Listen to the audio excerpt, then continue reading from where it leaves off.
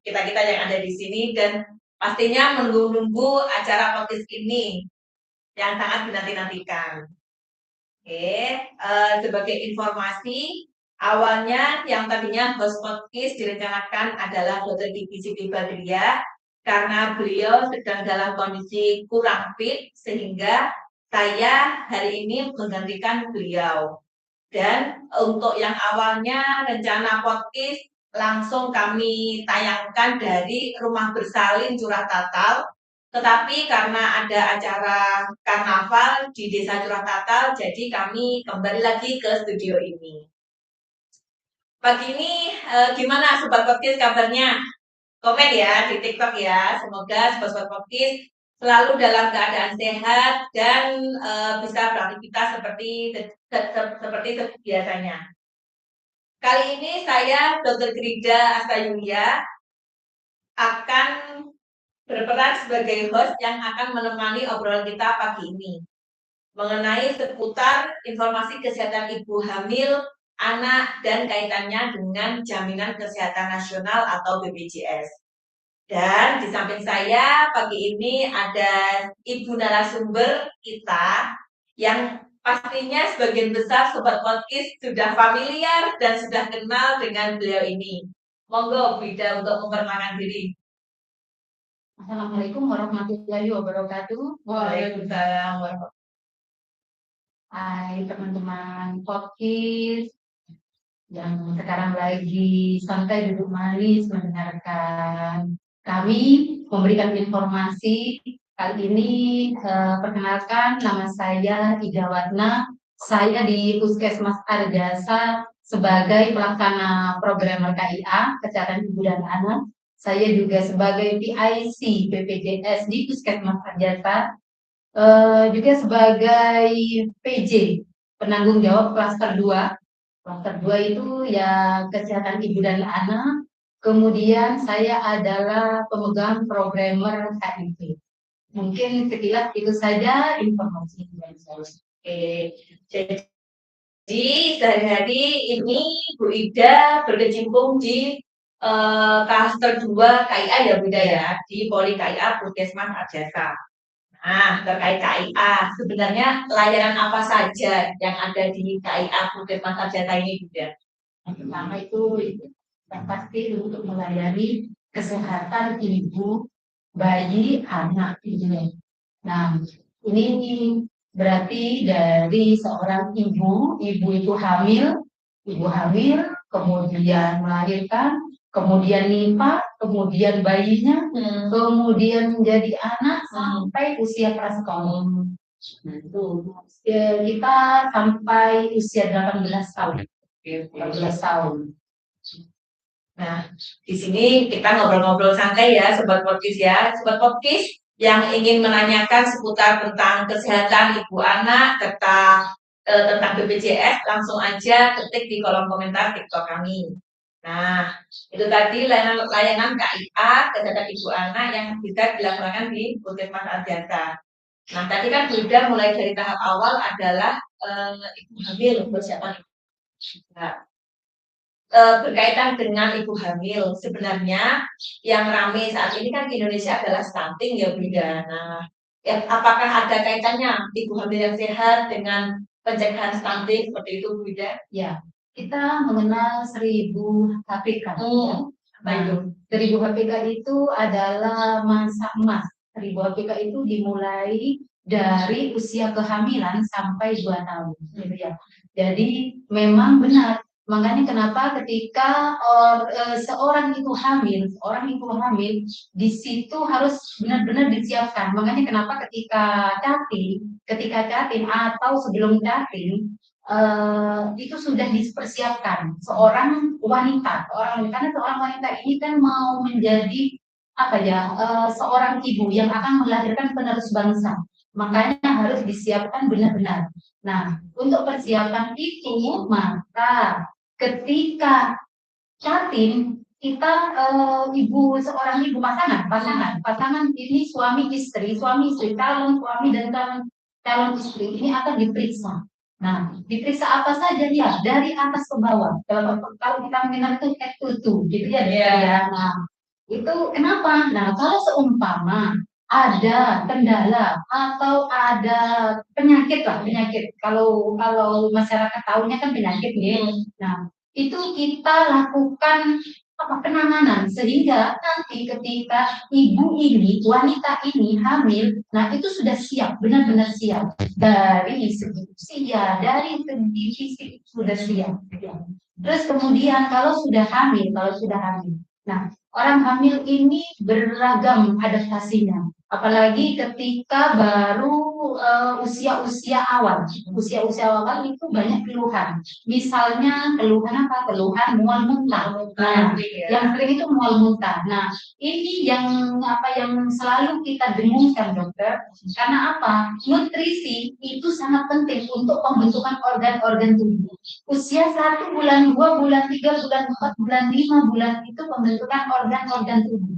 Membentuk mata, jantung, paru-paru, semuanya itu butuh nutrisi. Nah, kalau seumpama seorang ibu hamil itu muntah, kemudian orang kalau sudah muntah, males yang mau makan. Karena apa? Nanti kalau makan, persepsinya kalau mau makan, saya nanti muntah lagi. Seperti itu. Nah, itu keliru. Itu keliru. Jadi kalau seseorang itu muntah 1 kali, makan 3 kali. Muntah 1 kali, makan 3 kali. Karena obat-obat yang diberikan oleh kita itu tidak bisa menghilangkan keluhan-keluhan itu. Karena memang keluhan-keluhan itu apa ya? Memang apa ya? Efek samping dari eh, pembuahan yang mau menancap ke rahim seperti itu. Jadi memang butuh nutrisi. Jadi seorang ibu tuh tidak boleh egois, dokter. Jadi kalau umpama dia ingin anaknya itu sehat, ya pikirkan bahwa dia itu harus makan untuk dirinya dan untuk bayinya. Sering saya bertanya, kenapa berat badannya itu tidak bertambah? Karena kalau lihat di buku KIA itu ada grafik yang sesuai dengan IMT. Nah, di IMT itu ada apa ya? Sudah ada bagannya. Kalau seumpama dia IMT-nya normal, harus naik 12 sampai 15 satu kali periode hamil. Kalau orang hamil itu kan 9 bulan, kita hitungnya 9 bulan. Kalau seumpama dia sedikit harus naik 12 kilo, berarti 1 bulan itu harus naik 1,5. Ya, 1,5. Kalau dia itu datang ke kita umur 3 bulan, berarti kan harus naik 4,5 kilo. Gitu. Nah, kalau tidak ada kenaikan, nah ini kita kan datanya, ini kemana? Gitu. Nah, terus kemudian kalau ditanya lagi, Bu, makannya berapa kali? Sudah sering kah? Nah, dia bilang, seorang pasien itu bilang, saya makannya 2 kali. Nah, tidak. Orang normal seperti saya, seperti dokter yang tidak hamil, ini makannya sehari 3 kali. Nah, kalau orang hamil, kan kebutuhannya untuk 2, berarti kan 3 kali 2, ya, berarti 6 kali. 6 kali itu memang porsinya tidak seperti sebelum hamil, tapi memang sedikit-sedikit tapi sering. Gitu, ya. Itu sudah ada di buku KIA. Di buku KIA itu sudah lengkap berapa pada trimester 1 porsinya itu berapa. Kemudian trimester 2 dan trimester 3 itu juga berapa. Sudah lengkap. Kalau semua ibu hamil mau membaca. Nah, di situ sudah lengkap. 2 yang dianjurkan, yang murah meriah, yang mudah didapatkan itu apa sudah ada di buku KIA. Nah, terus lauk semuanya, air, kebutuhan air semua lengkap. Ini jadi untuk sobat podcast mungkin yang sedang hamil atau tetangganya ada yang hamil bisa disampaikan bahwa memang muntah itu adalah adaptasi normal dari saat awal kehamilan ya Bu Ida, dan pentingnya untuk membaca buku KIA, buku P yang dimiliki ibu hamil, karena di situ seperti yang dijelaskan Bu Ida sudah lengkap ya Bu Ida ya. Oke. Ini di Sobat Podcast ada yang tanya Bu Ida dari akun Dian Tanzaka. Kalau anak remaja gimana periksa dan konsultasinya gimana Bu? Kalau anak remaja itu masuk KIA. Nah, jadi anak remaja ini screening itu maksudnya pemeriksaannya ya dokter ya. Itu ada tambahan. Nah, kita juga mengenal adanya perkenakalan remaja ya, dokter ya. Nah, bukan hanya tentang kesehatannya, tapi juga sehari-hari, perilaku sehari-hari. Ketika remaja, bukan hanya tentang apa ya fisik, bukan sehat fisik saja, tapi dari pikiran karena anak remaja ini apa kata kan gitu ya, Apakah teman ya sebaya? teman sebayanya, ya teman sebaya, maaf teman sebaya. Nah, jadi kita penyuluhan itu lebih dekat kepada remaja ini. Apalagi sekarang kenakalan remaja itu bahkan untuk penderita HIV pada remaja itu sudah ada. Jadi memang harus lebih ketat kita. Apalagi remaja ini kalau sudah salah jalan, kita tahulah apalagi masa depannya yang diharapkan gitu ya. Oke, jadi untuk remaja bisa periksa di klaster 2. Klaster 2 sampai 18 tahun. 2 tahun. Ada lagi nih Bu Ida yang sudah antusias menanyakan ini. Dari kakak ikut sih. Bu izin tanya, jika hampir HPL harus siapin apa aja ini buat perlengkapan lahiran? Nah, ibu hamil berarti ini kayaknya. Iya. Persiapan untuk ibu bersalin jangan mendekati HPL, jangan. Kalau mendekati HPL itu karena HPL namanya HPL, hari perkiraan lahir. Itu hanya perkiraan. Nah, jadi mempersiapkannya ya mulai awal. Kalau seorang pasangan itu apa ya mempunyai dana yang cukup, jadi mungkin kayak di mana di Adjasa ini ada pasar Kemisan, ada pasar Senen, itu bisa membeli kebutuhan bayi itu dicicil. Jadi belilah pokok satu lusin, belilah pokok, kemudian datang lagi, belilah pokok, belilah baju satu lusin gitu. Nah, kemudian masukkanlah di dalam ini, di dalam satu tas, itu sudah perlengkapan bayi seperti itu ya. Nah, selain itu untuk pelahiran kan yang pasti untuk pemeriksaan hamil yang frekuensinya paling sedikit kalau berdasarkan PMK masih 6 kali gitu ya. Nah, ini kita akan beranjak ke minimal 8 kali gitu ya. Nah, jadi ketika periksa sudah disiapkan itu mungkin ada jaminan untuk kesehatannya gitu ya. Jaminan kesehatan ini bisa dari KIS atau jaminan yang lain. Itu sudah dipersiapkan selain alat-alat yang dari bayi dan si ibu, karena kalau sudah kita hamil seorang itu hamil itu banyak kebutuhannya, banyak kan biasanya makan sehari 2 kali menjadi sehari 6 kali kan gitu ya. Makanya kenapa setiap ketika mau jadi pengantin itu bukan hanya fisik tapi banyak materinya gitu juga mental ya. Yang lagi mental ya Bu. Oke, ini ada kakak Prat 01. Bu izin tanya, lahiran di bidan masihkah boleh? Kalau di bidan itu maksudnya ini ya, kalau di bidan ya boleh, jangan boleh. Cuma sekarang ini ada aturan gitu ya. Berdasarkan nomor 3 standar minimal bahwa persalinan itu harus di fasilitas kesehatan, Terus kemudian yang menolong adalah dokter dan bidan atau ada 3 ya, dokter, bidan, perawat, atau ada 2 bidan 1 dokter itu. Nah, yang dimaksud Vaskes itu adalah Pustu Ponkesdes. Nah, Pustu Ponkesdes ini seperti yang di Pustu Ponkesdes Lamongan, kemudian Pustu Arjasa. Nah, itu ya. Di Vaskes itu di Puskesmas Arjasa. Nah, kemudian yang lain yang di Pustu Ponkesdes itu tidak termasuk Itu yang mengatur adalah PMK, Peraturan Menteri Kesehatan. Nah, itu yang menyebabkan tidak semua layanan kami, fasilitas kesehatan kami yang di wilayah tidak semuanya boleh menolong persalinan. Nah, ada syaratnya. Hanya wilayah-wilayah tertentu yang geografisnya itu jauh dari puskesmas aja, itu yang boleh menolong persalinan. Itu pun ada payung hukum. Jadi yang terkait dengan PMK itu memang sudah ada regulasi yang mengatur mana-mana saja paket yang bisa menolong anak yang budaya. Terus ini ada dari kakak akun Putra Sibon. Ada salam Wida ini. Halo Mbak Ida, Watna, bidan terbaik, sehat-sehat selalu. Disapa dulu, disapa dulu. Sehat selalu.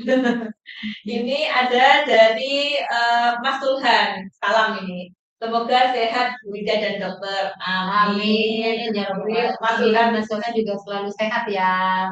Sobat sejatinya Bu Ida ini.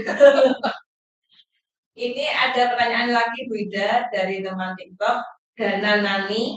Di lingkungan saya masih banyak yang belum mau langsung periksa masalah, sudah tahu kalau hamil. Gimana cara ngasih taunya ya?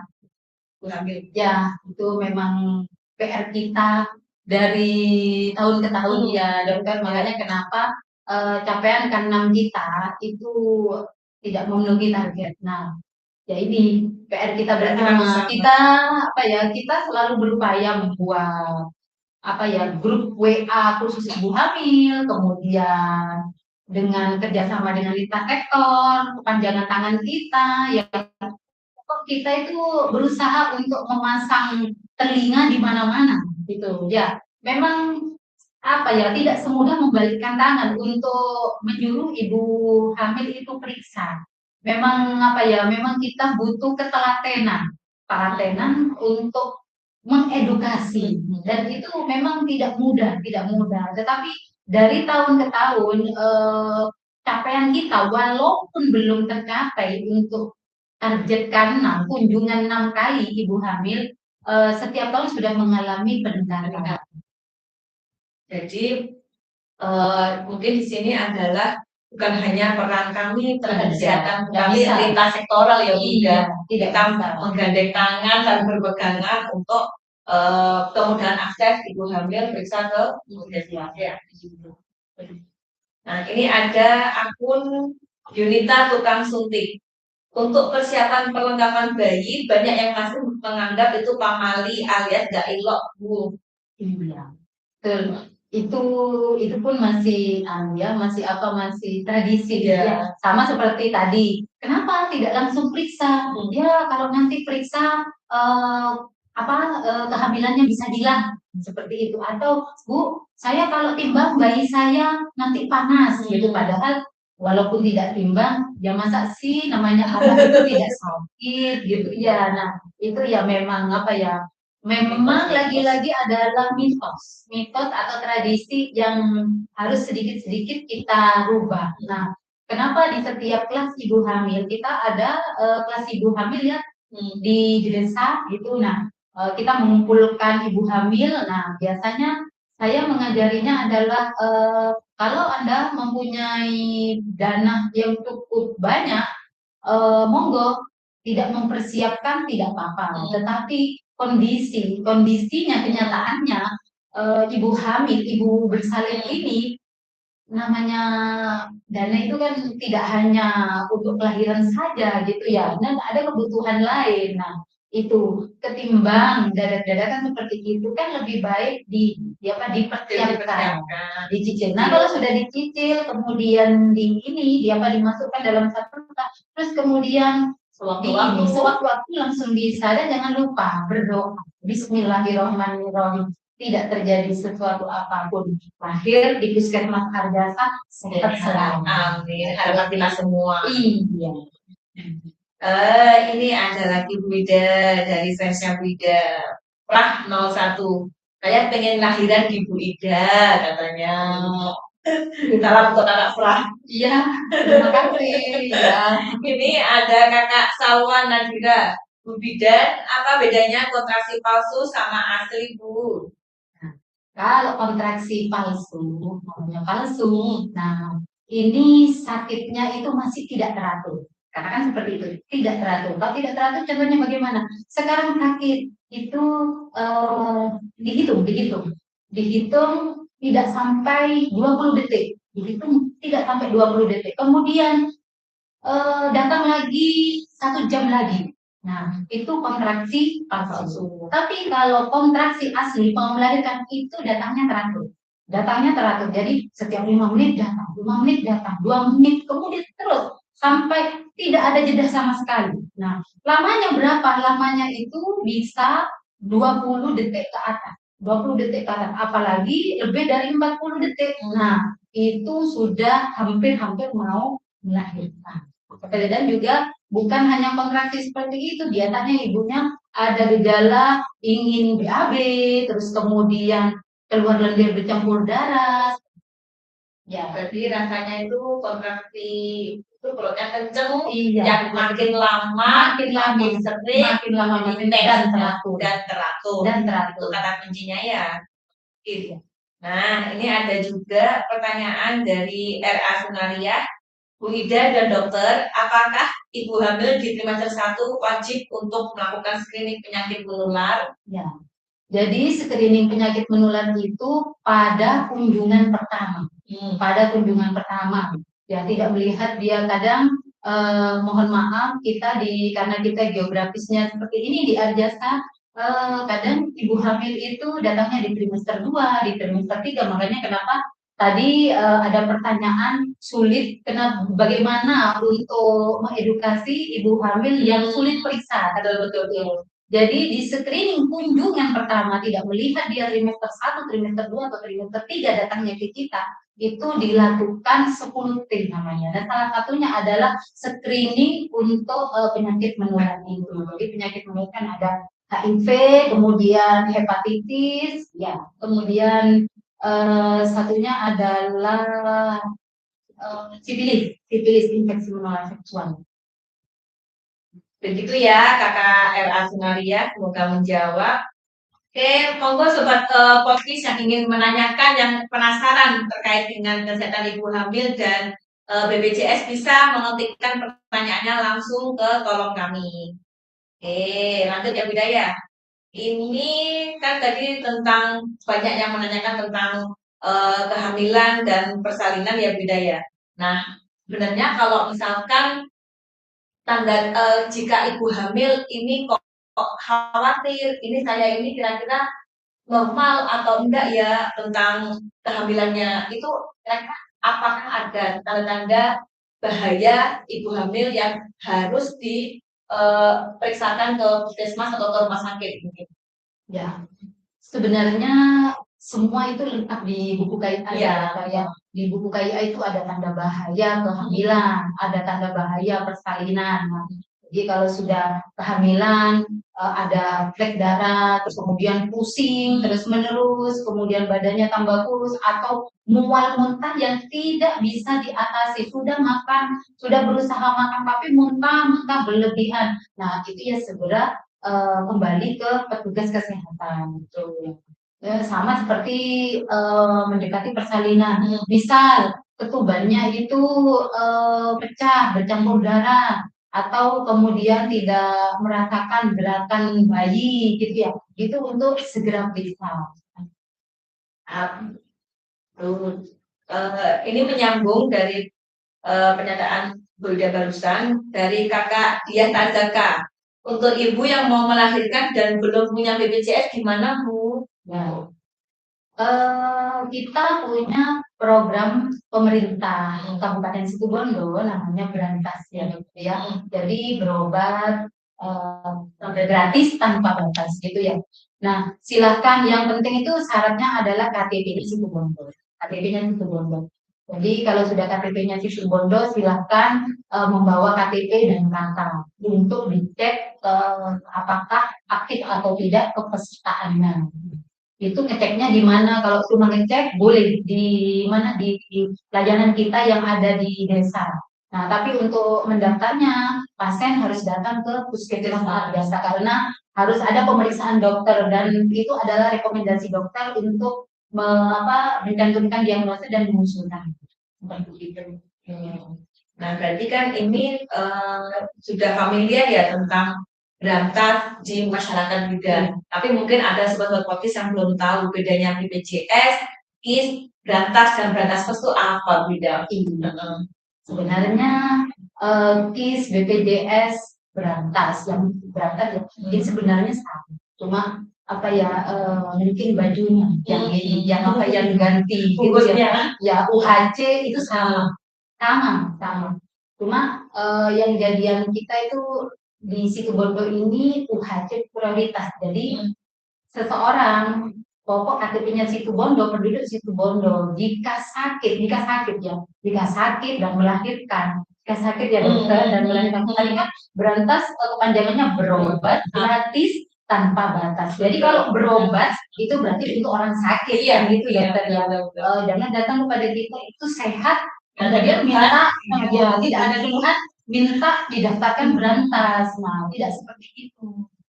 Jadi berantas itu kepanjangannya adalah berobat gratis tanpa batas. Kemudian kalau BPJS itu kan Badan Penyelenggara Jaminan Sosial. Kalau badan ya kita mengartikannya apa ya, kantor, dunia kantornya.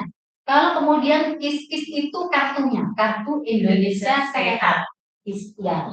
Terus kemudian kalau UHC itu ya Universal Health Coverage. Jadi kesehatan untuk semua penduduk Situbondo. Kita mengatakan Situbondo. Nah, itu programnya adalah berantas. Begitu sama. Jadi kadang kita sudah melayani pasien yang terjadi. Kita sudah melayani pasien dan itu sudah tidak bayar ya dokter. Nah, kemudian ketika melahirkan datang, Bu, saya mau daftar UHC. Nah, itu loh, Pak, kan sudah dilayani tidak bayar, ya itu UHC gitu, UHC gitu. Nah, kalau berantas plus ini adalah yang tidak dijamin di BPJS, di KIS, di UHC. Contohnya seperti apa? Contohnya itu kalau kecelakaan lalu lintas itu pertama adalah jasa harja ya dokter. Nah, kalau jasa harja itu tidak bisa, pokok ada surat keterangan dari jasa harja atau kemudian nominal dari jasa harja sudah pada ini batasnya, itu baru nomor 2 adalah BPJS. Yang ketiga baru berantas plus itu ya. Nah, berantas plus ini semua yang tidak dilayani oleh yang tidak dijamin oleh BPJS. Nah, apa saja yang tidak dijamin oleh BPJS itu ada di PMK perubahan ketiga di tahun 2024. Nah, itu ada 21 item. Insya Allah 21 item. Nah, yang tidak dijamin oleh BPJS ada kosmetik, terus kemudian ada program hamil. Kok 21? Mohon maaf saya tidak hafal. Jadi sahabat podcast bisa mendownload itu mudah kok. Ketik saja regulasi BPJS yang terbaru gitu, itu kan muncul. Itu insya Allah di pasal ke-52. Nah, itu ada 21 item. Ya, karena saya kalau ada masalah, kalau umpama ada kasus di puskesmas juga tidak bisa hafal begitu saja. Saya juga harus membuka kitab suci. Takut keliru. Oke, siap. Ini ada testimoni dari kakak Anda. Senang sama penjelasan narsumnya, mudah dipahami. Mantap kakak. Terima kasih kak. Ada kakak Elit from Bondowoso ini menanyakan, Dokter Gendung masih di sana kah? Ya, Dokter Gendung Patridina. Iya. Lagi pendidikan. Insya Allah tahun ini ya dokter ya. Tapi saja kembali ke Situbondo, kembali ke situ. Ada Kak Melia Ana nih bertanya, jika ibu hamil tanpa keluhan ingin USG ke rumah sakit, apa bisa minta rujukan, Bu? Ya, nah ini rujukan di puskesmas, ke puskesmas itu tidak bisa diminta. Nah, ini juga diatur di PMK. Di PMK ada di pasal tadi kan pasal 52. Setelah itu ada pernyataan seperti ini. Intinya ya, kalau kata-katanya saya tidak bisa mengcopy paste secara ini, bahwa pelayanan yang atas permintaan sendiri itu tidak dijamin oleh BPJS seperti itu. Jadi rujukan juga seperti itu. Iya. Kalau seumpama puskesmas Arjasa mau puskesmas mana saja ke FKTP, kalau masih bisa menangani, kita ada 114 diagnosa ya dokter ya. Nah kalau masih bisa ditangani, jadi ya tidak bisa minta rujukan ke rumah sakit. Pokok semua artisnya dokter. Kalau katanya dokter bisa ditangani di sini, sudah di sini. Apalagi ini poinnya adalah tanpa keluhan. Tanpa keluhan. Di puskesmas aja terkait USG sudah bisa. Jadi sudah USG di puskesmas aja. Kalau selagi memang tanpa keluhan ya beda ya. Ada Kakak Dana Nani, wah keren sekali penjelasan narasumbernya. Terima kasih Kak. Ada Kak Sa Celeste. Normal nggak Bu kalau bawah pusat terasa berat ketika jalan di kehamilan 32 minggu? Kalau usia kehamilan tua, itu sepertinya perut ini kan, karena saya pengalaman anak saya tiga ya, jadi nggak usah hamil ke usia kehamilan 32, hamil trimester 2 saja seperti berat ke bawah, bergantung ke bawah. Yang penting ketika dilakukan pemeriksaan, semua pemeriksaan itu hasilnya baik, jantung bagus, tensi bagus, semuanya bagus, tidak apa-apa. Dipegang aja, bacain sholawat, insya Allah lurus ya. Jadi intinya selagi tidak ada tanda-tanda bahaya yang sudah disebutkan Bunda tadi, insya Allah aman, sehat ya Bunda. Jangan lupa sering baca, dibuka buku KIA-nya. Nah, banyak sekali ilmu yang disebutkan ke ketika bayi warna fesesnya itu warnanya ini itu sudah ada di buku KIA. Warnanya seperti ini berarti sudah ke arah abnormal di buku KIA. Jadi untuk ibu hamil, ibu-ibu kader dan sobat podcast yang mungkin memiliki tetangga sedang hamil, bisa diinfokan untuk membaca buku pink. Nah, itu lengkap sekali ya Binda, sudah dari Menteri Kesehatan. Nah, ini ada Kak Ci. 9 minggu USG belum ada janinnya. Itu gimana Bu Bidan? Apa normal? Soalnya kepikiran dari kemarin.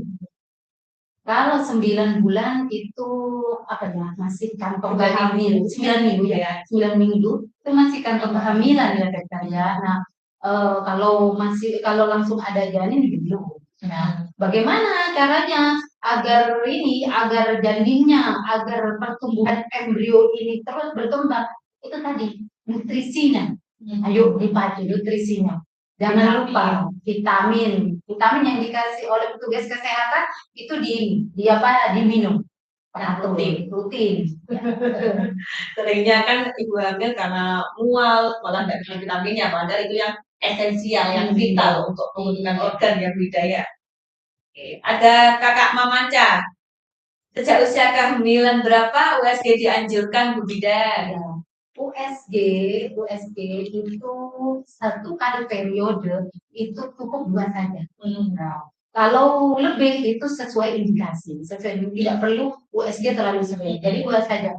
Yang pertama adalah di trimester pertama. Trimester kan kita ada 9 bulan ini dibagi menjadi 3. Jadi trimester 1, trimester 2, dan trimester 3. Jadi 3 bulan pertama itu 1 kali USG. Nah, disarankan itu pada usia 10 antara 10 dan 12 minggu. Nah, kemudian nanti ketika trimester ketiga nanti akan diarahkan oleh dokter pada usia berapa harus datang lagi ke petugas kesehatan, ke puskesmas. Ya. Jadi memang ada waktu optimal USG dan pasti ada tujuannya ya. Ada Kakak Dendi FJ Service. Izin tanya Bu, benar tidak vertigo itu penyebab utamanya nggak punya duit ya Bu? Pertanyaan agak lembut. Ya, Kakak Zedi ini mengajak bercanda ini. iya. Ada kayaknya ada istilah the power of money ya dokter. Jadi money ini bisa membuat segalanya menjadi indah. Mata yang buruk kita fokus ya beda ya. Vertigo bisa hilang. Insya Allah kalau menikmatinya, ya sembari ikhtiar, ya ikhtiar berdoa saja, kalau tanpa ikhtiar ya tidak ada hasilnya. Jadi kalau dua-duanya insya Allah vertigonya hilang. Ya. Oke, lanjut. Dari Kakak Yoyong 123. Bu, solusi mau naikin HB. Ini untuk Kak Yoyong ini ibu hamil bukan ya Kak Yoyong ya? Apa ada perdarahan atau gimana ini kok banyak menaikkan HB? Monggo Bunda. Kalau untuk menaikkan HB itu selain dari obat-obatan, tapi dicek dulu ya. Karena apa ya, persepsi masyarakat HB dan tensi itu hampir sama. Jadi lebih baik periksa dulu. Periksa dulu ke petugas kesehatan, dicek HB-nya. Apakah benar? Kalau ibu hamil itu tidak boleh kurang dari 11, tapi kalau tidak hamil itu adalah tidak boleh kurang dari 12, gitu ya. Nah, Iya. Nggak mau. Minum belum minum? Belum minum nggak? Mau minum. Boleh minum aja. Kayaknya berhenti kan? Iya berhenti. Minum dulu.